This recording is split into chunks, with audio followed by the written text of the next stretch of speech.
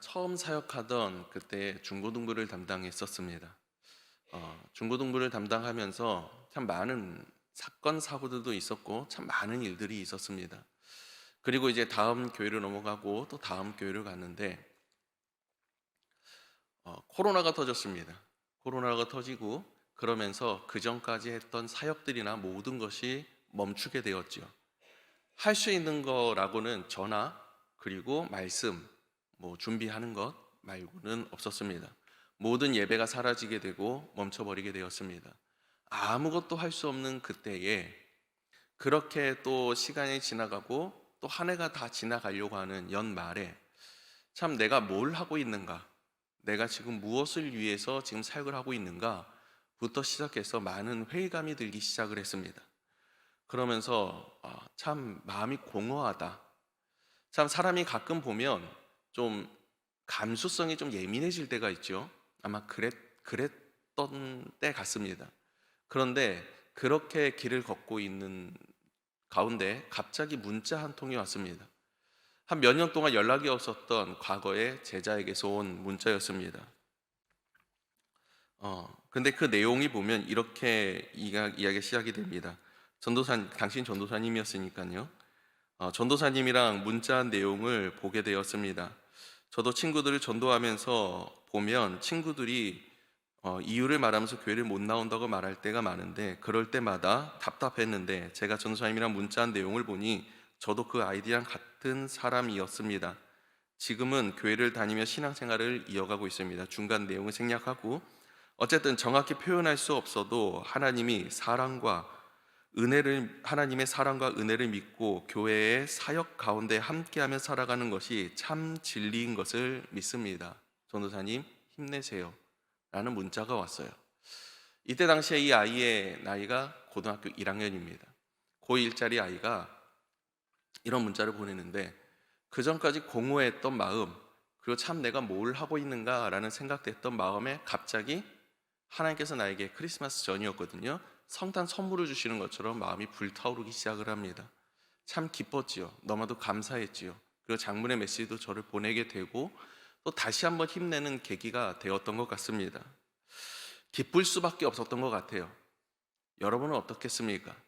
여러분들이 평생 동안에 바라왔던 자녀들이나 아니면 내가 전도하려고 했던 대상들이나 그런 사람들이 처음에는 씨알도 안 먹히는 것 같고 이야기도 통하지 않는 것 같고 복음이 들어가지도 않고 튕겨져 나오는 것 같았는데 몇 년 뒤에 보니 어디 교회에 권사님이 돼 있고 안수 집사님이 돼 있고 참 신앙생활을 바르게 잘하고 있는 모습, 때로는 목회자가 되어 있는 모습 본다면 참 내 기도가 헛되지 않았구나, 내가 전도한 것이 헛되지 않았구나 라는 생각이 들지 않겠습니까? 참 기쁘겠지요. 감사하겠지요.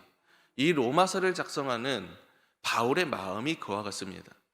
바울은 이전부터 로마로 가려고 계속해서 계획을 했었지만 멈추게 되었죠. 갈 수가 없는 상태에서 이야기를 듣게 됩니다. 로마에 교회가 세워지고 로마에 교인들이 생겨나기 시작했다라는 거예요. 벅차오르는 감동, 감격, 이러한 것이 그 마음속에 얼마나 가득했겠습니까? 그런 상태에서 그 복음의 소리가 들어올 때에 바울이 감사하면서 8절 말씀에 이렇게 기록합니다. 먼저 내가 예수 그리스도로 말미암아 너희 모든 사람에 관하여 내 하나님께 감사함은 너희 믿음이 온 세상에 전파됨이로다. 좀 과장되는 부분이 있겠지요. 온 세상에 전파되었다, 과장된 부분이 있지만 그만큼 너희들의 신앙과 믿음이, 그 복음의 역사가 이미 많은 사람들이 알게 되었다. 그 정도로 너희들이 지금 성실하게 하나님을 잘 믿고 있구나 라는 그 믿음이, 복음이 선포되었을 때, 자신에게 전달되었을 때 그것이 너무나도 기뻤다라는 거예요. 그에게 감사할 정도로 기뻤다라는 거예요. 9절 말씀에 이렇게 기록합니다. 내가 그의 아들의 복음 안에서 내 심령으로 섬기는 하나님이 나의 증인이 되시거니와 항상 내 기도에 쉬지 않고 너희를 말하며, 계속해서 로마로 가고 싶은데 못 갔어요. 그런데 이렇게 기쁠 수밖에 없는 이유가 뭐냐면 내가 너희를 한 번도 잊어본 적이 없다. 한 번도 내가 기도할 때 너희를 잊어본 적이 없고 날마다 기도했는데 그걸 누가 보증하냐면 하나님이 보증하실 정도로 알고 있다라는 거예요. 그와 같이 내가 너희를 너무나도 만나고 싶었고 너희를 생각하고 있는 마음이 너무나도 가득했다. 그것이 10절 말씀에 나오고요. 13절, 15절 말씀에 계속 보면 가고 싶었는데 못 갔다라는 거예요. 계속해서 막혔다라는 거예요. 그런데 왜 그와 같이 사도 바울이 계속해서 로마를 가고 싶어 했느냐? 처음에는 이 로마라는 어떻게 보면 서울과 같은 수도지 않습니까? 그곳에 복음을 증거하기 위해서 아직 복음이 뿌리 내리지 않는 곳, 씨앗이 뿌려지지 않은 그곳에 복음을 증거하고 싶기 때문에. 그런데 지금은 이유와 목적이 바뀌었습니다. 복음이 전해진 이후에 그들의 믿음과 신앙생활이 이어가고 있는 가운데에 이제는 갈 필요가 없는 것처럼 느낄 수 있지만 그럼에도 불구하고 나는 너에게 너무나도 가고 싶다라고 고백하고 있는 거예요. 그 이유가 무엇이냐면 첫째가 11절에 나옵니다. 내가 너희 보기를 간절히 원하는 것은 어떤 신령한 은사를 너희에게 나누어 주어 너희를 견고하게 하려 함이니. 뭐라고요? 너희를 견고하게 하려고 한다라고 이야기합니다. 그런데 여기서 어느 신령한 것이다 라고 이야기하는데, 이 어느 신령한 것이라는 게 현대인의 성경에서는 이렇게 얘기합니다. 영적인 축복을 이야기를 해요. 여러분 생각해 보시죠. 영적인 축복이 뭘까요? 영적인 축복, 어느 신령한 것, 영적인 축복. 우리가 가끔 많이 오해하고 있는 것이 뭐냐면 이것을 성령이라고 얘기하기도 합니다. 성령의 능력 혹은 그거에 대한 어떤 은사 이런 것이라 생각할 수 있지만 아닙니다. 성령은 이미 우리와 함께하고 계시고 성령의 능력은 이미 우리 안에 나타나고 있어요. 이미 함께하고 있다는 겁니다. 어느 신령한 것이라는 것은 무엇이냐면 영적인 축복이라는 게 뭐냐면 우리 인생 가운데 가장 큰 축복이 뭘까요? 우리가 이 땅 가운데 주님을 믿음으로 말미암아 우리에게 가장 큰 선물이 뭡니까? 예수 그리스도요, 곧 복음이잖아요. 다시 말해서 이 어느 신령한 것, 영적인 축복이라는 것은 복음을 이야기하는 겁니다. 예수 그리스도께서 걸어가시던 모든 길들, 우리를 위해서 말씀하신 모든 것들, 그 복음을 다시 한번 너에게 증거함으로 말미암아서 너희를 강건하게 하겠다라고 이야기하는 겁니다. 여러분, 우리를 강건케 하는 것이 뭐냐? 하나님의 말씀이에요. 복음입니다. 여러분, 그것이 나를 강건하게 한다는 사실을 기억하기 원합니다. 우리가 마음의 양식을 독서라고 얘기하지 않습니까? 우리의 육신뿐만이 아니라 우리의 영과 모든 것을 강건케 하는 것이 있다면 그것이 바로 성경이에요. 하나님의 말씀이에요. 이 말씀을 사모하는 자리에 있는 여러분은 이미 강건하게 될 줄로 믿습니다.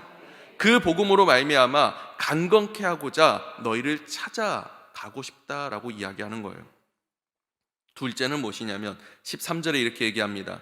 형제들아, 내가 여러 번 너에게 가고자 한 것을 너희가 모르기를 원하지 아니하노니 이는 너희 중에서라도 다른 이방인 중에서와 같이 열매를 맺게 하려 함이로되 라고 이야기해요.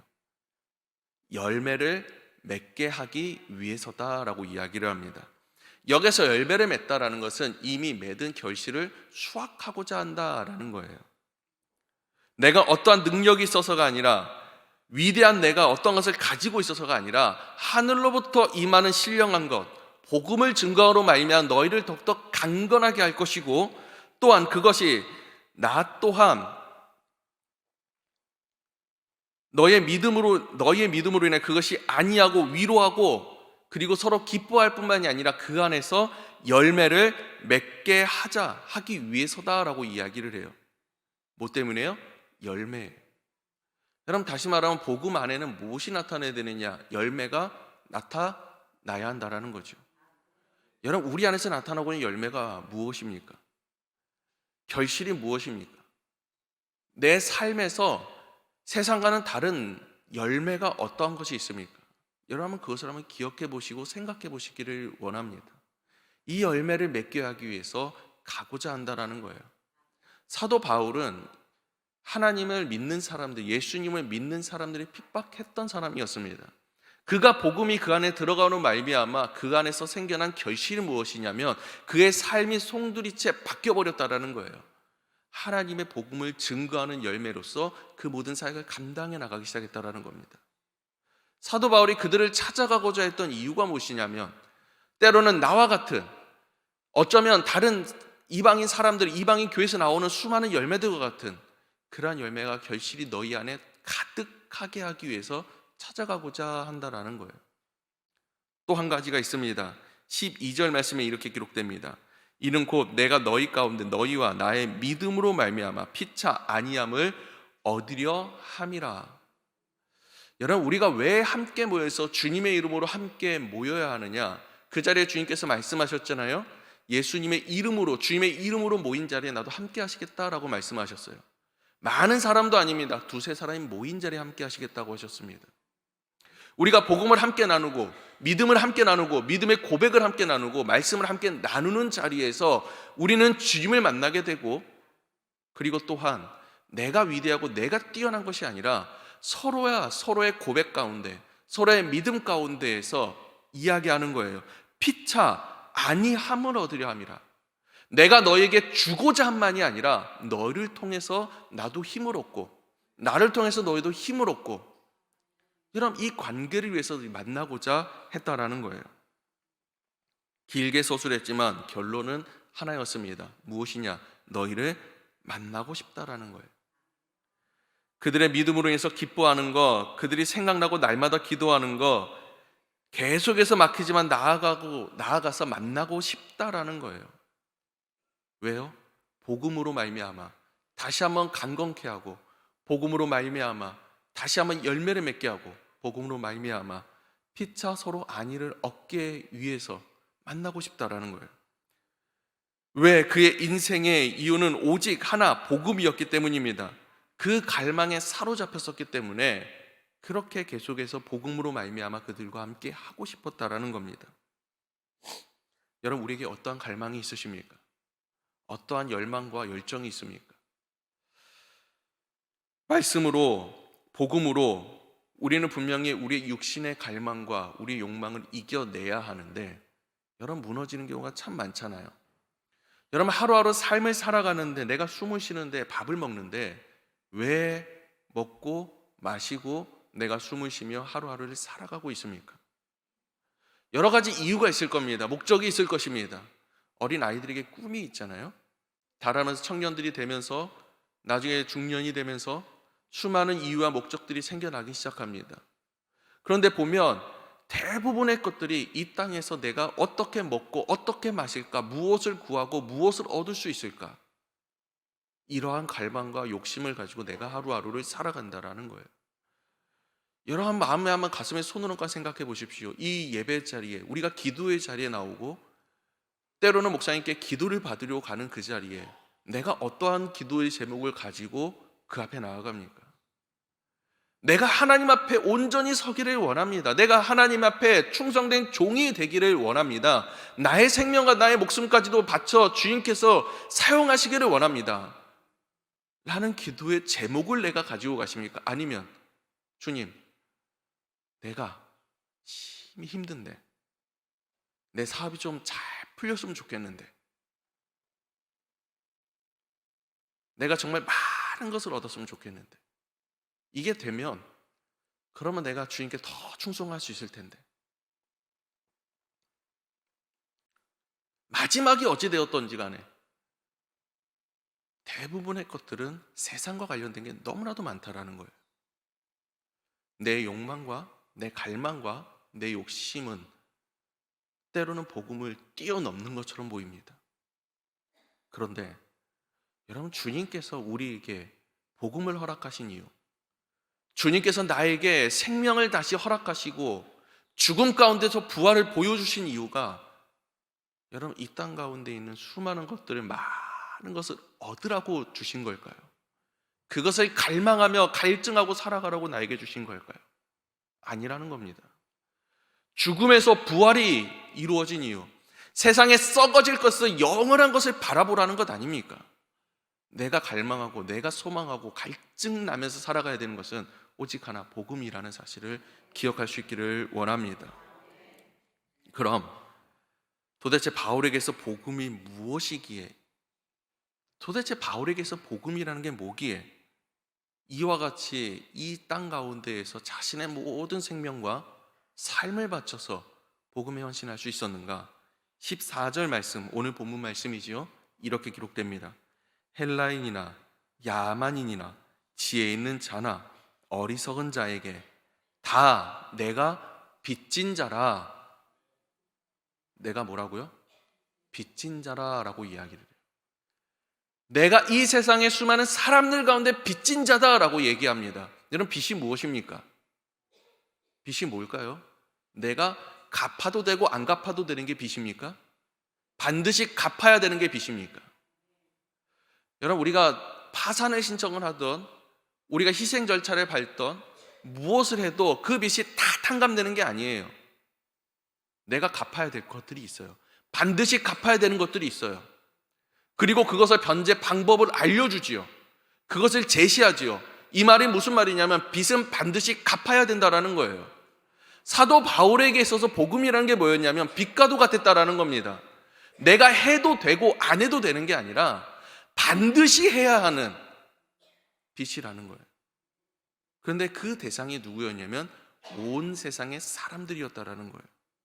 이 사람들에게 내가 전해야 하는 것, 그 복음, 이것이 나의 빚이라는 겁니다.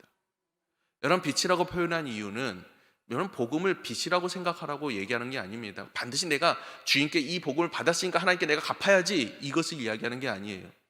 이해하기 쉽게 해서 빚이라는 단어를 사용한 거예요. 반드시 내가 해야 하는 소명이요 사명이라고 얘기하는 겁니다. 반드시 내가 해야 하는 것, 소명과 연관성을 가지는 빚, 그만큼의 강한 의무를 가진다라는 거죠. 여러분, 나는 어떻습니까? 주님께 내가 받은 복음은 어느 정도입니까? 생명이잖아요. 내 목숨이잖아요. 그것으로 인해서 내 가정이 살잖아요. 이후로 내 자녀들이 살아나고 내 자손들이 살아나잖아요. 내가 영원토록 하나님께 갚으려고 해도 갚을 수 없는 게 여러분 이것 아닙니까? 이 은혜 아닙니까? 근데 주님께서 나에게 원하시는 것은 무엇이었냐면, 주님께서 승천하실 때 우리에게 지상 명령을 주셨잖아요. 온 세상 사람들을 제자로 삼고 그들에게 세례를 주고, 그럼 무슨 말입니까? 쉽게 말하면 복음 전파하라는 거잖아요. 한 자리에 머물러서 너희들만 잘 먹고 잘 살고 사는 것이 아니라, 당시 이스라엘 백성들이 그랬잖아요. 자신들만이 선민이요, 자신들만이 하나님의 백성이요. 주님께서 원하셨던 건 그게 아니라는 거예요. 나가라는 거예요. 복음을 증거하라는 거예요. 예수 그리스도를 증거하라는 거예요. 나에게 원하시는 것이 그거예요. 너희가 정말로 복음을 받은 자로서 그 소명을 감당할 자신이 있다면, 아니 그것을 해야 된다고 생각한다면 나가라는 거예요. 나가서 주님 믿지 않는 자들에게 복음을 증거하라는 거예요. 여러분, 우리는 모두가 복음의 빚진 자입니다. 이것을 그냥 마땅히 받아들이고 있어요. 당연한 것처럼 받아들이고 있어요. 언제 한번 저기 은평구에 천사원이라는 곳이 있습니다. 그것이 어린 아이들이 있는데, 그 아이들을 이제 코로나가 딱 지나고 난 시점에서 아이들이 만날 수 있는 기회가 있었습니다. 후원을 하면서 만나는 아이들이 만나는데, 저희 아내가 가서 만났어요. 근데 이런 얘기를 합니다. 그 이름이 기억이 안 나네요. 여기 알 모양처럼 생겨가지고 초콜릿 들어가 있는 게 있어요. 아이들 킨더 알 모양 생긴 게 있는데, 저희 아들도 그걸 되게 좋아합니다. 그런데 그걸 하나를 그 아이를 만나면서 건네줬어요. 그랬더니 이 아이가 이렇게 얘기합니다. 초등학생도 안 된 아이예요. 한 7살쯤 됐어요. 다른 거 없어요? 다른 건 없어요? 그러더니 갑자기 가방을 막 뒤지는 거예요. 열어서 막 뒤져요. 여러분, 우리가 누군가를 후원하거나 할 때에 유튜브에서 보면 후원하는 사람들이 하는 말이 있습니다. 결코 상심하지 말라고 얘기해요. 왜냐하면 그것이 그 아이들에게 당연한 것처럼 여겨진다라는 거예요. 그렇게 받아왔으니까. 그래서 더 달라는 거예요. 자기 것도 아닌데 막 뒤져요. 여러분, 근데 그 모습이 어디서 나타나는지 아십니까? 교회에서 나타납니다. 하나님께 내가 은혜를 받았잖아요. 복음 받았잖아요. 생명 받았잖아요. 그런데 하나님의 가방을 뒤지기 시작해요. 이거 말고 없어요? 더 주세요. 아니, 내가 하나님 앞에 예배하러 나왔는데, 내가 기도하러 나왔는데 왜 더 안 주세요? 내가 예배하고 기도하고 찬양하는 이유는 단 하나잖아요. 하나님께 이미 받은 게 감사하기 때문에. 여러분, 이 자리에 내가 예배할 수 있는 게 감사 아닙니까? 이게 가장 큰 기쁨 아닙니까? 내가 하나님께 기도할 수 있는 게 나의 가장 큰 행복 아닙니까? 그런데 하나님 더 주세요. 내가 받은 은혜가 감사하기 때문에 하나님, 내가 무엇을 더 하면 되겠습니까? 되물어도 모자랄 판에 더 달라는 게 우리의 모습이라는 겁니다. 바울에게 복음 임할 때 하나님의 의가 그에게 임한 것이었습니다. 모든 믿는 자에게 구원이 임하는 하나님의 능력이었습니다.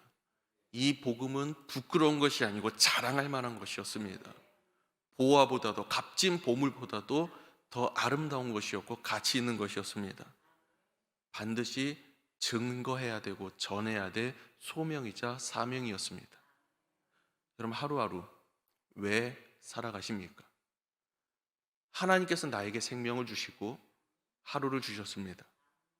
오늘 하루를 왜 살아가십니까? 여러분, 이 이유를 발견할 수 있기를 간절히 소망합니다. 그리고 그 이유는 이미 정해져 있다는 사실도 기억하시길 원합니다. 하나님께서 나에게 주신 것이기 때문에 내가 하나님께 다시 드려야 됨이 마땅한 줄 믿습니다. 그것을 위해서 살아가야 된다는 거예요. 여러분 안에 복음이 그 갈망과 갈증이 가득하기를 원합니다. 내가 그것을 증거하지 못해 답답할 정도로, 정말로 내 발등에 불이 떨어진 것처럼, 내 엉덩이가 간질간질하고 내 입술이 근질근질한 것처럼 살아갈 수 있기를 간절히 소망합니다. 때로는 맞습니다. 내가 말주변이 없기도 하고 내가 사람을 잘 만나지 못할 수도 있습니다. 하지만 바울이 그 답을 줬잖아요. 한 번도 그 로마를 위해서 기도하지 않은 적이 없다라는 거예요. 여러분, 기도만큼 큰 무기가 어디 있습니까? 내가 밖으로 나아가서 전하지 못한다면 기도하십시오. 정말로 간절히 기도하십시오. 하루도 한순간도 빼놓지 말고 내 이웃을 위해서, 내 가족을 위해서, 그리고 내가 만나지 못한 수많은 사람들을 위해서 이런 기도하십시오. 그게 하나님께서 나에게 주신 복음의 이유요, 그리고 복음의 빚진 자가 마땅히 해야 할 일들인 줄 믿습니다. 그것이 나의 소명이 되고 사명이 될 수 있기를 간절히 소망합니다. 우리 교회가 이 땅 가운데 세워진 이유는 이것 때문인 줄 믿습니다. 복음을 위해서. 이제 곧 있으면은 이제 우리 교회 교육부에서 행사를 진행을 하게 됩니다. 여기 반대쪽을 다 쓴다고 얘기를 해요. 정말 큰 행사지요. 여러분, 그걸 위해서 많이 기도해 주시길 원합니다. 우리 귀한 자녀들이 이 땅의 미래가 되고 우리 교회의 기둥이 될 줄로 믿습니다. 밑 빠진 독에 물 붓는 것처럼 보일 수밖에 없어요. 하지만 처음에 제가 예시를 들었던 것처럼 언젠가는 깨닫게 되고 언젠가는 다시 한번 그 화답하는 날이 오게 됩니다. 그때 그것이 여러분의 가장 큰 기쁨이 되고 또 그것이 다시 한번 가장 큰 힘이 될 수 있는 날이 올 수 있기를 간절히 소망합니다. 기도하겠습니다. 은혜로우신 하나님 아버지, 감사합니다. 우리에게 복음을 허락하심을 너무도 감사합니다. 그 복음 때문에 살았습니다. 우리가 생명을 받았습니다. 이 땅이 아니라 저 하늘과 저 천국을 소망하며 하나님을 바라보게 될 줄 믿습니다. 주님, 이제는 감사함으로 나가게 하시며 복음에 빚진 자답게 이 땅 가운데에서 다시 한번 복음을 증거하며 다시 한번 기도하며 힘쓰며 살아갈 수 있는 주의 거룩한 일꾼들, 거룩한 주의 자녀들, 백성 되게 하여 주시옵소서. 사랑하신 예수님의 이름으로 기도드렸습니다. 아멘.